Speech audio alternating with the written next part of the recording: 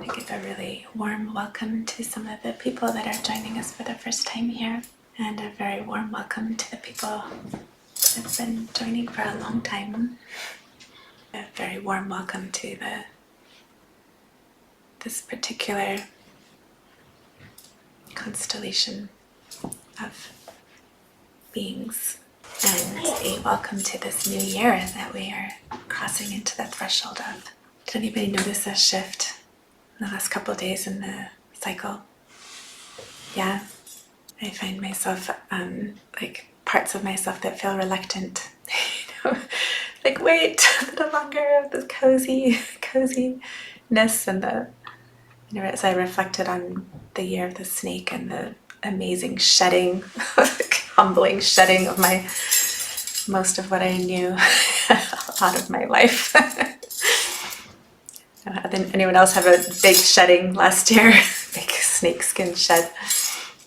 It's like the nimbleness that's come with that shedding, that kind of quality of opening to change and opening to shifts and opening to letting go, with more of a embrace, more of a kind of steadiness or curiosity than as Nancy likes to call it, white knuckling it to something known. And I feel like it's really prepared a lot of us, those of us that, which I think is pretty much everybody here, is let the snake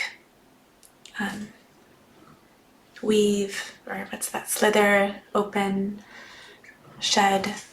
What's really prepared us for this year that we are in now, the fire horse.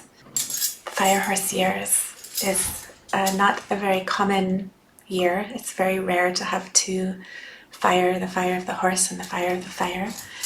And it's a particularly auspicious time for pilgrimages and for kind of really letting the fire of change happen, but different than the snake.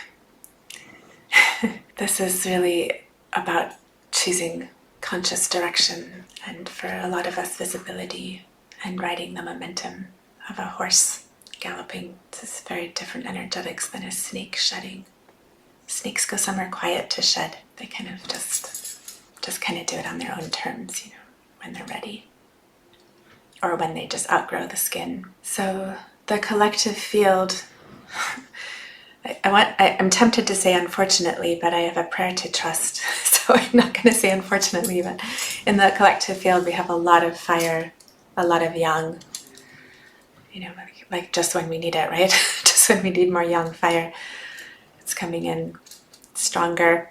So more heat, more speed, as if things weren't going fast enough, more charisma, more volatility, and that brings us to a deep practice of direction, containment, and cooling clarity.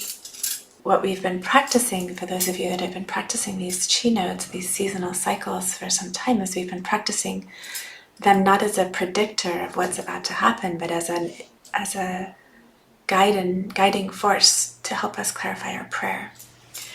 It means that as the cycles change every 2 weeks, we have these new cycles, and here we have this bigger cycle of the year. It's not that it's a fortune-telling practice, is saying this is what's going to happen. It's a practice we can think of this as an intelligent field of seasonal change, of cyclical change, that's then instructing us of correct conduct. And correct does not mean anything to do with morality. It's to do with efficiency. Longevity, harnessing, to think of a horse, reining the chi and becoming masterful at moving in a way that's coherent with the suggested conduct of the greater cycles that are happening. So the contemplation that's come, really clearly out of years of doing this is that often is the indicator of the prayer. Like if the environment is heat, speed, volatility, what does the prayer then become in that direction, clarity, cooling practices, containment, right? Like how do we harmonize with the suggested fire? So the same way when we have an unexpected encounter with somebody that the uninitiated separate sense of self might say is unfortunate or wrong, or they did something to us and we're a victim of it. It's like, what is this pointing to? What's the part of myself that has been thus far not seen for me to shine the light on? So these seasonal cycles and these chi node cycles and these yearly cycles are a way of shining the light on that which we haven't necessarily burned through. And my sense of the year of the fire horse is that it's a tremendously incredible opportunity to burn through massive amounts of karma. Like massive amounts. Like if you have a prayer to transform as much karma as possible in this lifetime, welcome to the year of the fire horse. There's nothing like fire to transform. Nothing has the force of fire to burn away and to leave something unrecognizable in its wake. Unrecognizable. Like every other element is sort of like, oh, it's sort of like some change, you know? Fire's just like unrecognizable. You cannot burn something and then reconstitute it as the same thing again. Not possible. Right? And of course the famous line is that a small amount of fire warms the hearth, and a large amount of fire burns the house down. So how do we become fire tenders, fire keepers at this time? It's the mantra. How do I become a sacred fire keeper?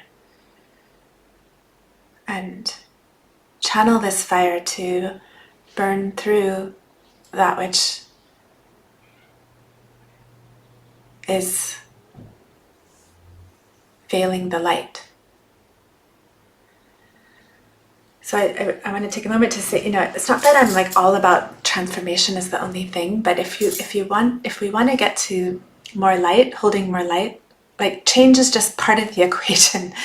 It's not that it's an obsession with change and growth and change and optimize and change and change and change. It's not this kind of thing. It's just that, like, that's just what it takes, It's just what the thing. It's just it's just mathematical. It's not like philosophically like, well, I just want to be present. I mean, of course, be present, please. Love all of it. Like we're all about the yin. In fact, more of that in this year for sure. But change is just not something that we get to choose yes or no to. We only get to choose how we respond to the change that's happening. I mean, unless you've cracked a code that I don't know about, but I think change is pretty much the done deal, lifey thing. Lifing equals change happening, as far as I can tell. So the seasonal intelligence for the soul right now isn't what will happen, it's what kind of energy is moving and how do I meet that consciously, and how can my prayer be a clear guiding compass bearing at this time of immense volatility and change. Like that's not the part we get to choose. The part we get to choose is the forces that we align ourselves with, and to be sacred fire tenders at this time. And we have lots of practice. We have lots of practice with helping the chi, the environmental chi, help us find our prayer and the nourishment of our destiny. And when we do things in accordance with the suggestions, we can then use the momentum of this season to get things done, quiet down, rest. Whatever it is that's allowed, that is suggested at that time, can become magnified. So rather than fighting it, we're talking about energy conservation and energetic mastery. So how do we work with the energy rather than be worked by it? How do we work with fire rather than getting consumed and burnt to cinders? It's a really a nervous system thing, right? Because the fire element is the element of the heart, which is the empress or the emperor. It's the energy of love, the warmth. Like without the fire, It's cold, cold, emotionally cold, distant, avoidant. So maybe even in this moment we can just bring our hands to our hearts and just kind of feel into this quality of heart energy and the seed of the prayer.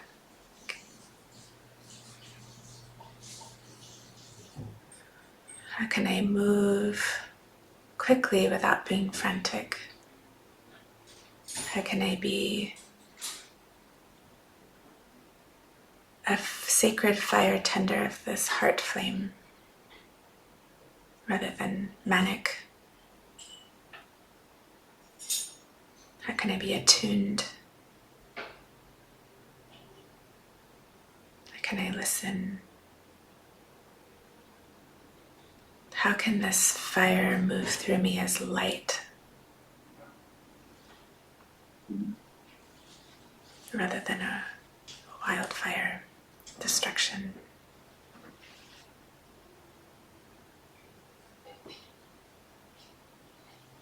So when fire arrives, a lot of us here live in California or have been in immense fires. It doesn't politely knock and inquire if this is a good time.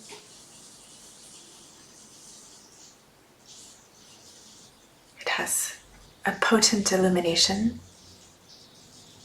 but it can also come with urgency, potent desire, intensity. And it exposes, right? Fire will burn away that which it chooses to burn. That's not always the thing that we get to decide on. And it for sure is an accelerator of transformation. So we're a yin, just to kind of contrast, a yin fire can feel like sort of like candlelight and intimate and devotional and contained and sweet and flickering. The yang fire is more like bright, undeniable, always on sun, like nighttime forgot to happen. Everything wants to move and specifically to be decided upon. The year of the fire horse doesn't like maybe. Let me consider that and think about it. Our chi might be responding to that as a practice, but the kind of tone of the environment is like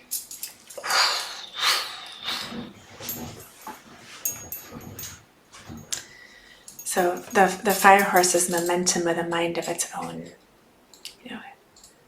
which of course is not really the case, right? Because hopefully all this is guided by the creative force of the universe. But so a horse archetype in general in this system is that of magic. Has a kind of a majestic capacity. They're independent. They're pack animals. They're courageous. Very social. It loves open terrain, honest motion, fresh air. It doesn't like stagnation and confinement. Nemo and I went horseback riding not too long ago up in Tilden, and we got on these, like, I don't know if I'd ever been on a horse I've never been on a horse like these horses. They were so wild, and they just wanted to be with each other. They just wanted to get back to their pack, like the whole. Maybe some of you are horse people. I can't really claim such an honor, but it was like, I just remember the return, like they're just so ready to be back together again.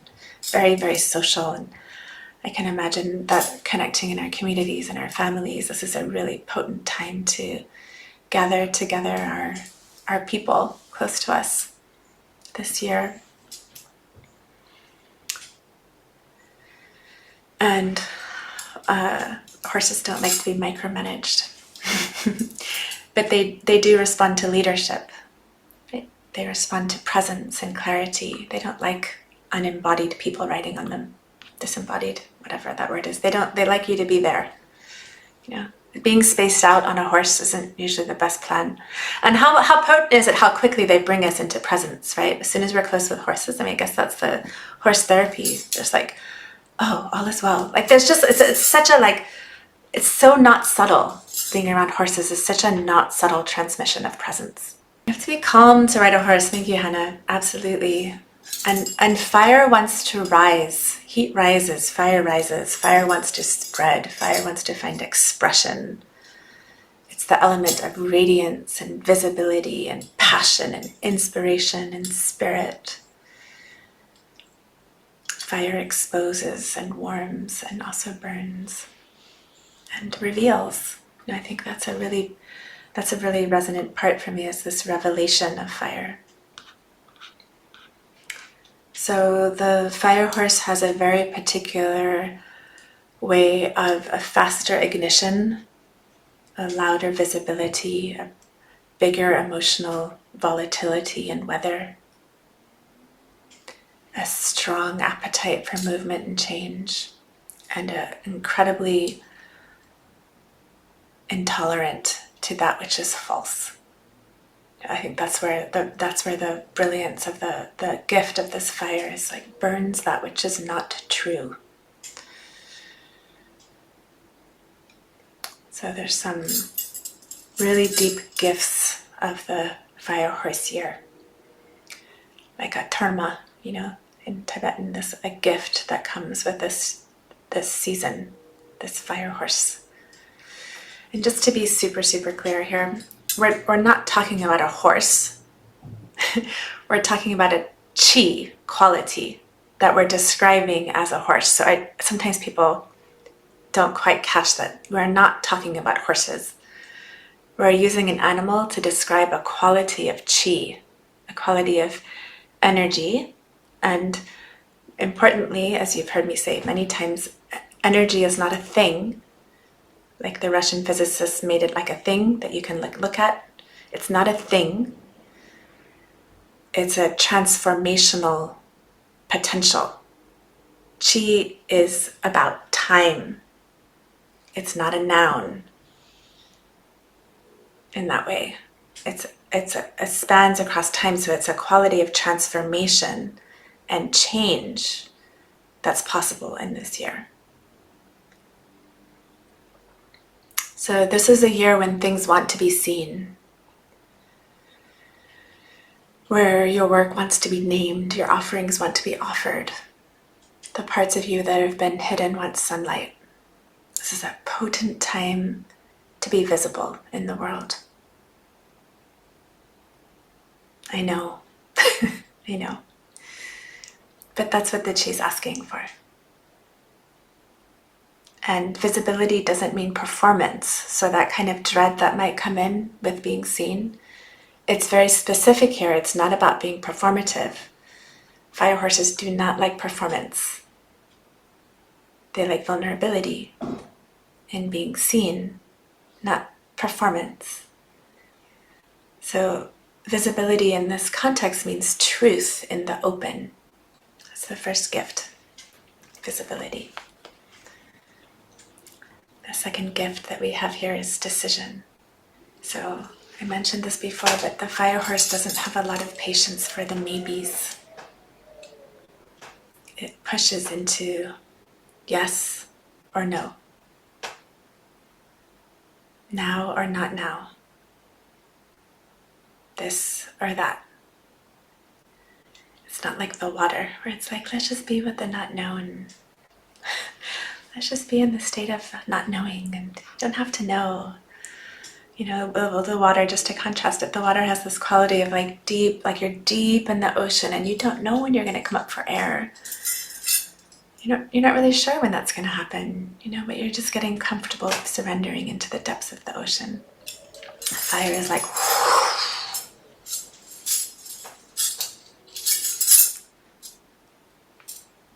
so the clean decision, the fire horse rewards clean decision. It means when we have clean decisions, the clarity that comes from them can be helpful for us. A third gift we could say is liberation and momentum returning. So if you have felt stagnant and stuck, these places begin to move. The frozen places begin to thaw. The long pauses end and the old hesitation can start to break up like ice. Like fire burning through ice. Like that kind of melt.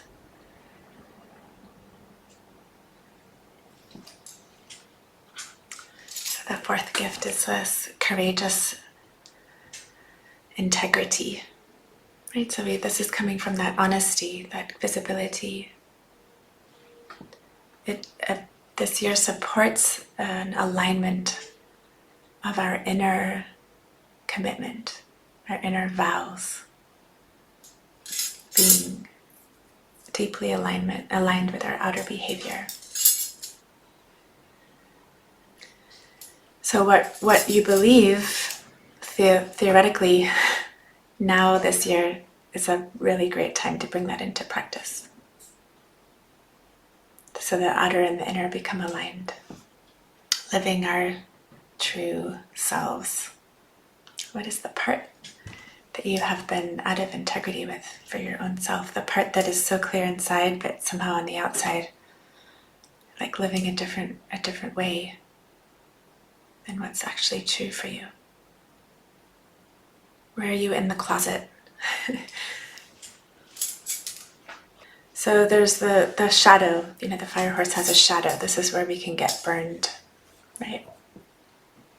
Double fire horse has a shadow, that impulsiveness, reactivity, these kinds of things are what can really burn down those gifts, burn up the gifts.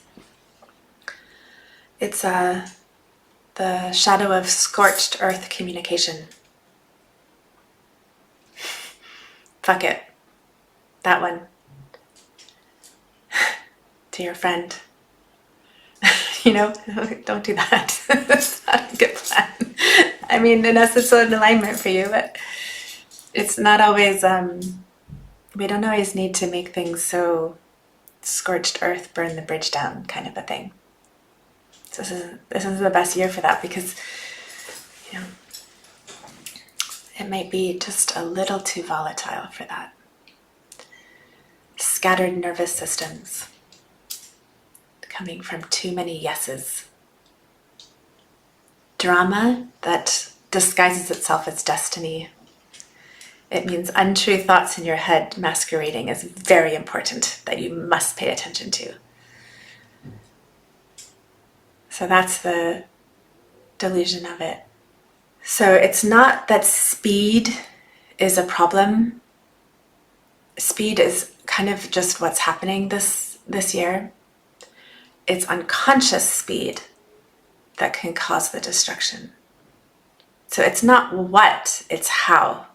It's not the fire horse. It would be completely out of its nature to be like, slow down.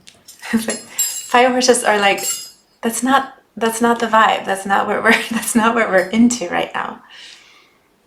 But steer the horse, or allow the horse to be steered by the divine, your higher self, God, whatever language you like, your ancestors, I don't mind. Your prayer, the medicine.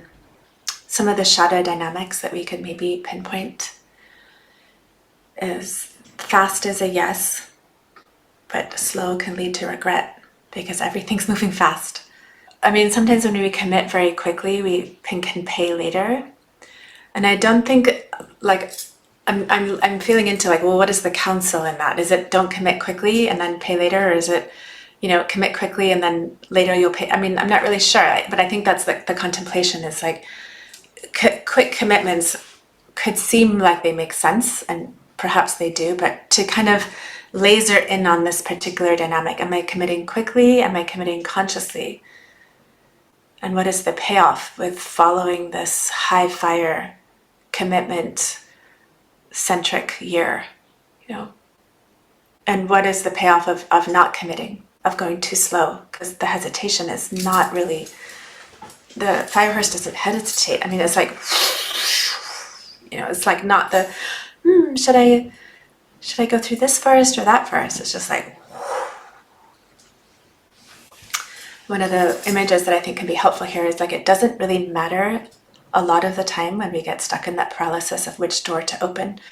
Should I choose this door or this door? What's behind door A? I don't know, but what's behind door B? Well, I don't know that either, but which one should I choose? Because my friend went through door A and that worked out for them, but it didn't work out for my other friends. Maybe I should choose door B. But then again, no one's really been through door B. So what if I, like that kind of thing doesn't work out. But if we kind of steer ourselves, like it doesn't matter if I open door A or door B. What matters is the way I hold myself as I move through these doors. It's not about what, it's about how. This kind of.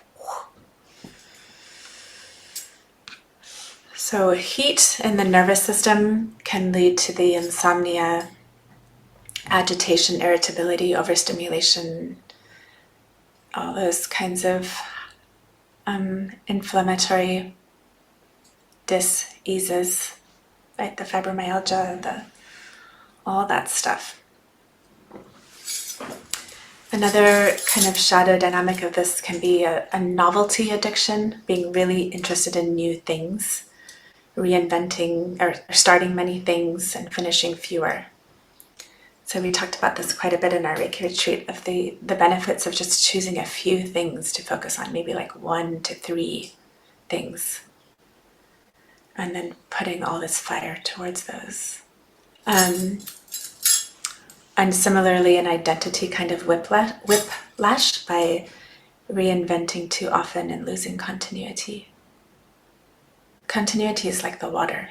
Water practices are commonly counseled for fire years.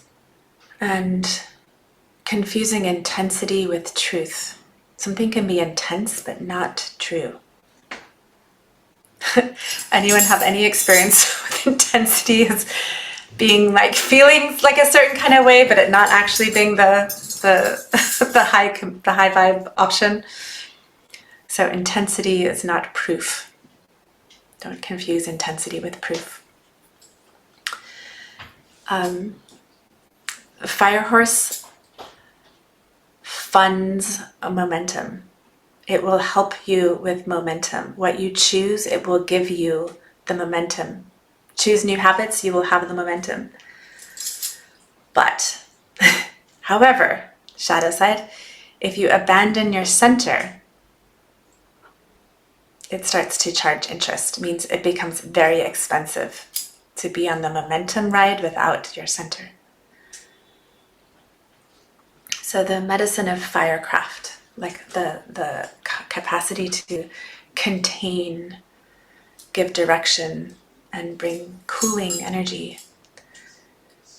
I always think about Nimue and tending the fire in ceremony, like the very precise tools and instruments that she uses to turn the coals, and when is it time to add another coal, and when is it time to just, how much sage to put on it, and how much cedar, and which prayer wants the cedar and which prayer wants the copal.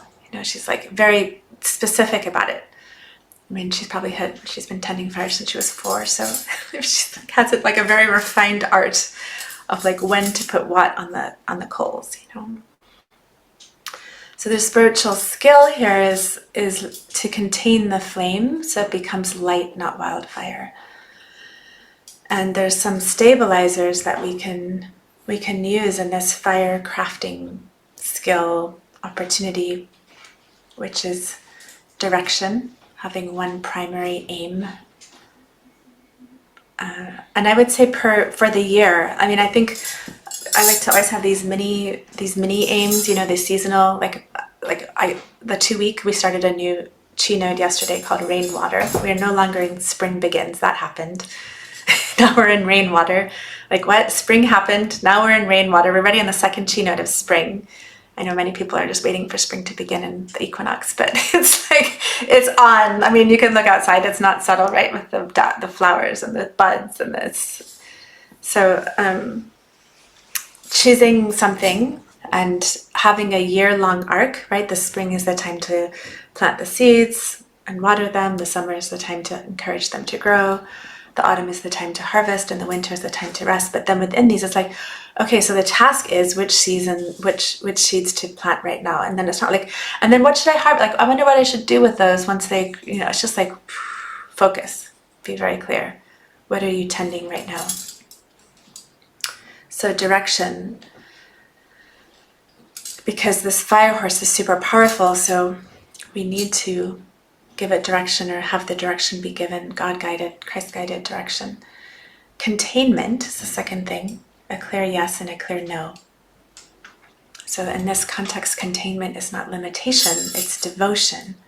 And I love this word for this year, devotion. This fire as the flame of devotion, which is a steady fire. Devotion, I feel like, is just so key with a fire horse year. It's the sacred boundary that makes this flame useful. And maybe a really great question is, what would you need to say no to so your yes can actually be true? What can you say no to in your life right now to make your yes more bigger fire? Because a danger could be, of course, saying yes to too many things, and then that agitation that can come, and then of course nothing gets done. But if we just say yes without the cutting things out, it can really create not a great vibe for a fire horse here. And then the built-in recovery time, this is the third thing. So that would be the cooling. Like, what is the cooling aspect? How are you going to build in recovery? So it's not just momentum to momentum to momentum, but actually harnessing some of that momentum for a cooling, calming, anti-inflammatory, relaxing resuscitation. Cooling is intelligence, deep intelligence in a fire year. So water practices, rest practices, quiet practices. So this fire can become stable. Like screen heat, no bueno. Hydration, muy bien. Walking, right, in nature. Breath, down-regulating, co-regulating. Going to bed early. I'm sure you all already do this, but one of the practices that I would imagine is really helpful in a fire year is, before you turn on a computer or a screen or anything, like, write down exactly what are the 3 things you're focusing on. Do not open the emails. Do not pass go. Do not check what's happened on WhatsApp. It's just like clear, like, what are the 3 things or the 1 thing that you're focusing. I like to do it in 90-minute blocks, then not check anything, because the fire horse will be like, monkey mind. So the true power, simpler schedule. Okay, fewer inputs, less dopamine scatter. Could be very, very helpful. Go on a dopamine diet. We've talked about that lots of times. And actual time near water and nature. So the true power here is not coming from intensity, although a lot can feel very intense. It's coming from this practice of continuity and wateriness and balance. The fire horse, I'm starting to I have just gotten through like a third of my notes. I have so much to talk about with the fire horse. I just realized that it's a very fire horsey moment. Let me see here, I might just need to do a part 2. I think maybe a part 2 will be the way to go here, because I want to make some time for some prayer. But maybe I'll just couple things to then I'll put this in the online portal, these questions too. So I can some journaling prompts for us. But where is my life asking for a clean, clear decision? What is the things that are taking up a lot of my chi, my life force, because there's no decision that's been made yet? What's my most important yes this year? And what do I need? No. Who do I need to become to protect that yes? Where am I being compelled by intensity instead of devotion?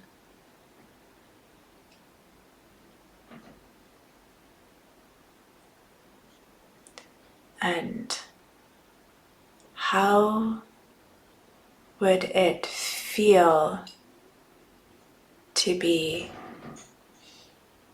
visible? How would it feel to actually be seen? And if you're more visual, like you can go with the how would it look part, but I feel like that brings us a lot more into the head, and I'm curious about the feeling quality of what does it feel like to be seen? What would it feel like to be seen without this performance, without any kind of performance quality? Or how can I lead without burning out? How can I love without losing my center?